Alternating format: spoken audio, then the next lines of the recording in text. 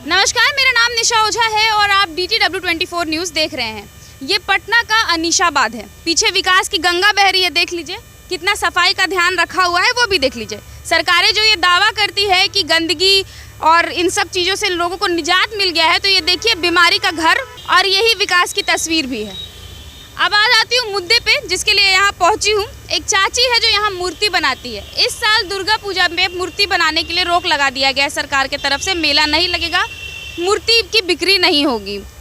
इनसे बात करके ये जानेंगे कि अब मूर्ति की बिक्री पर जब रोक लग गई है तो रोजगार कैसे चलेगा, और वो सरकार जिन्होंने साफ तौर पर इन कलाकारों को मना कर दिया है मूर्ति बनाने से, तो अब इनका रोजी रोटी कैसे चलेगा और सरकार उसके बाद इन लोगों को क्या सुविधा दी है।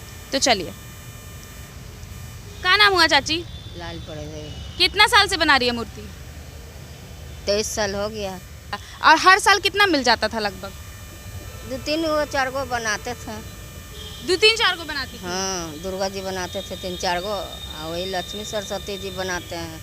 अच्छा, अकेले बनाती हैं? नहीं, हम ये दोनों रहते हैं, लेबर मजूरा रख के काम करते हैं। महामंडी दूर में पति रहते हैं हाँ, आपके? हाँ। अच्छा, एक बात बताइए, तो सरकार क्या सुविधा दी? कुछ दी? बोली कि मूर्ति मत बनाओ। हाँ, कुछ नहीं सुविधा दिए, ना खाने के लिए दे रहा है, ना कुछ भूखे मर रहे हैं। क्या करें? कोई चीज़ खाऊं लगी तो ना गरीब के दे रहे हैं कि ये चीज़ लेके खाइएगा। कभी 5 किलो आटा चाव दिए हैं, ऐसे ही रोड पर ढनक रहे हैं हम लोग। अभी ले हमने खाना नहीं खाए हैं। यहीं रहती हैं आप? उसमें रहती हैं। दिखा दो कितना सफाई के पास रहती हैं। और अभी इलेक्शन के टाइम पे घूम घूम के जब ये लोग वोट मांगेंगे तो बोलेंगे कि खूब विकास किए हैं। अच्छा, एक और बात बताइए, ये जितना भी मूर्ति है सब बेचा जाता है कि कुछ कुछ मतलब ऐसे भी रह जाता है? रही हो जाता है। रही हो जाता है। हाँ। आप क्या बोल रही हैं? नहीं, हम क्या बोलेंगे? नहीं, बताइए क्या बोलना है सरकार से आपका? सरकार से यही बोलना है कि गरीब आदमी के खाना खुराक दीजिए, राशन पानी दीजिए। आप क्या एका रोड पर भूखल मरते हैं दिन भर। दुर्गा जी के मनाना मूर्ति फिर बंद करवा दिए, तो क्या खाएंगे? बेचारे बैठले न रहते हैं। इतना अनाज बट रहा है, अनाजो नहीं दे रहे हैं गरीब के। जिसको मिल रहा है, जिसको मिल रहा है, जिसको नहीं मिल रहा है, जिसको नहीं मिल रहा है, कोई ध्यान देने वाला नहीं है। आप क्या? और इसी गंदगी के पास आप लोग, ये बीमारी का घर है चाची? तो बीमारी का घर ना है, सगरो पानी जम जाता है। देखिए नहीं, सगरों में वर्षा पड़ता है तो इतना पानी हो जाता है। नाम हुआ आपका? देवमणि देवी। कितने साल से बना रही है मूर्ति? ये कम से कम 40-45 वर्ष तो हो गया। 40-45 वर्ष। और यही इसी घर में रहती हैं? हाँ, इसी में झोपड़िए में रहते हैं। इसी में रहती हैं और यही मूर्ति बनाती हैं। एक बार दिखा दो पूरा घर। ये वही घर है जहाँ पर ये रहती हैं अपने पति के साथ और मूर्ति बना रही हैं करीब 15 साल से।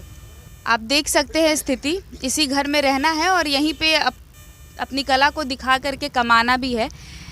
मैं यहाँ पे इसलिए आई हूँ क्योंकि इस साल दुर्गा पूजा में मूर्ति बनाना और ऑर्डर्स देना सब पे रोक लगा दिया गया है। तो इन लोगों को पूछने वाला कौन है, ये जानने आई हूँ। और साथ में किन दिक्कतों का सामना करना पड़ा इस कोरोना काल में, ये भी जानना बहुत ज़रूरी है। क्योंकि ऐसे लोग जो अपने कला के द्वारा कमाते हैं, इनको कितनी सुविधा मिलती है सरकार से और अपने राज्य से, ये भी जानना ज़रूरी है।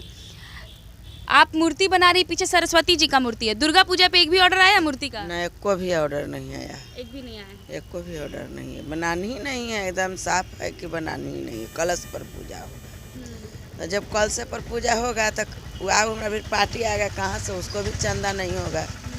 कहता है कि कहाँ से बनाएंगे दीदी। ये सब जो 8-10 मूर्ति रखा हुआ है, कितना दिन से रखे हैं? ये तो सालों लग रहा है। सरस्वती पूजा से बच रहा है। सरस्वती जी का प्रतिमा बचा हुआ है। बचा हुआ है। कितना ऑर्डर्स पहले आ जाता था? जब ऑर्डर आता था 1 महीना पहले ऑर्डर चालू हो जाता था। सरस्वती जी का प्रतिमा जब बनाते थे। दुर्गा पूजा का बताइए। दुर्गा पूजा भी 2 महीना पहले से हम लोग का ऑर्डर मिलना चालू हो जाता था। अब बनाना तो हम लोग के 6 महीना पहले ही से बनाना स्टार्टिंग देते थे। अपना घर से पूंजी लगाते थे, कर्जा महाजन लेके सूदी ब्याजी करके बिकता था, मूर्ति भरते थे। वही में खाना भी है, वही में अगला के कर्जा महाजन तोड़ना है, बाल बच्चा पालना है, ही करना है क्या। और मूर्ति दुर्गा माँ, सरस्वती जी, लक्ष्मी, यही सब का बनाती है या फिर कोई छोटे छोटे और भी ऐसे मूर्ति?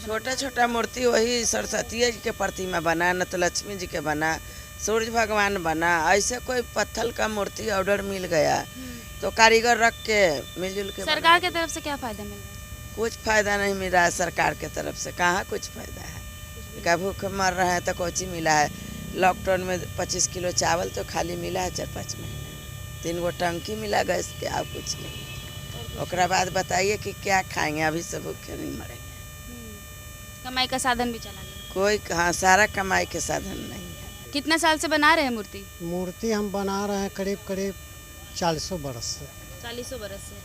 अच्छा, तो एक बात बताइए, इस 40 बरस में पहली बार ऐसा मौका आया होगा जहाँ पे सरकार की तरफ से मूर्ति बनाने पर रोक लगा दिया गया है ना? क्या बोलना चाहेंगे? बोलना चाहिए यही कि यदि रोक लगा है तो गरीब लोग का कुछ रोजी रोटी मिलना ना चाहिए, चाहे इसका धंधा स्टार्टिंग करवा देना चाहिए। और क्या कहना है, कुछ प्रॉफिट होना ना चाहिए हम लोग का। आखिर किस तरह से हम लोग खाएंगे, बाल बच्चा को आगे माहे देखेंगे, बेटी पुतो है, हर चीज़ के देखने पड़ता है। तो ये बैठारू में घर कैसे चले पाएगा? किसी तरह तो अभी वही 10 किलो 20 किलो बढ़ा के अनाज मिलता था, 25 किलो, वही मिला जुला के छुच्छे रुखे चल रहा है। सरकार से क्या बोलना चाहेंगे?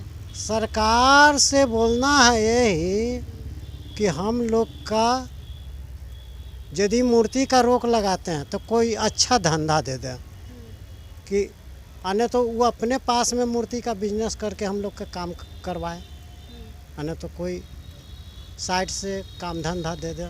बस आप क्या कहना है? तो इस बार कैसे चलेगा जब मूर्ति बनाने पे रोक लगवा दिया गया है, मूर्ति का ऑर्डर नहीं आ रहा है, तो कैसे चलेगा घर? सब ऊपर वाला है, अब क्या करें। उनको सरकार को नजरें नहीं है तो क्या हम बोलें? सरकार नज़र देंगे तब ना हम कुछ कह सकते हैं। लोगों से बात हो गई, सरकार ने कितना ज़्यादा ध्यान दिया वो आपने सुन लिया। पीछे का नज़ारा देख लीजिए, कितना ज़्यादा विकास सरकार के द्वारा किया गया है। पीछे नाला हम आपको दिखा दिए, ये रोड है। रोड कितना मक्खन जैसा है ये देख लीजिए। लोगों को आने जाने में बहुत सुविधा होता होगा इस रोड से, ये भी देख लीजिए।